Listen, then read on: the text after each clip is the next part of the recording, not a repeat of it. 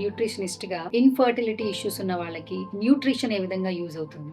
First మనం hormonal బ్యాలెన్స్‌ని settle down చేసుకుంటాం. ఎవరైతే ఇన్‌ఫర్టిలిటీ వస్తారో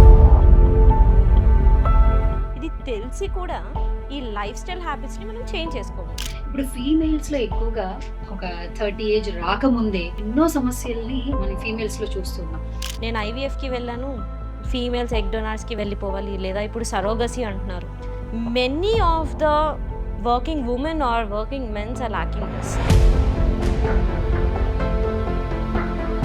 మన లైఫ్ స్టైల్స్ మనమే ఖరాబ్ చేసుకోవడం వల్ల వస్తున్నటువంటి సిట్యుయేషన్సా? దీన్ని మనం ఏ విధంగా తీసుకోవాలి? అరే నాకు పీసీఓడీ ఉంది అన్న ఒక చిన్న థింగ్ లాగా చెప్పేస్తున్నారు. బట్ ఈ పీసీఓడీ ఏం లీడ్ అవుతుంది అన్నది వాళ్ళకి తెలియట్లేదు. ఒక పెద్ద మెత్త అయిపోయింది. ఏంటి అంటే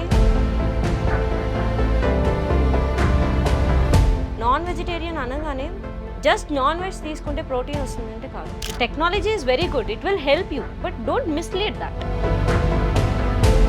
ఇదంతా మనకి ఎవరు నేర్పించారు? It's coming from the generations. We need to do this. If చేయలేదు అంటే క్విట్ ద జాబ్ అంటున్నారు. ఎగ్ క్వాలిటీ అంటే మనకి మెయిన్గా ఎలాంటి టెస్టింగ్ లేదు. మిస్‌క్యారీ అనేది నిజంగా ఆడవాళ్ళలో ఏదైనా చిన్న చిన్న తప్పులు చేయడం వల్ల వచ్చినటువంటి ఇష్యూస్ అంటారా? మీది మీరు క్రియేట్ చేసుకుంటున్నారు. ఓల్డెన్ డేస్ లాగా చేసిన ఫిజికల్ యాక్టివిటీ మనం చేయట్లేదు ఇక్కడ.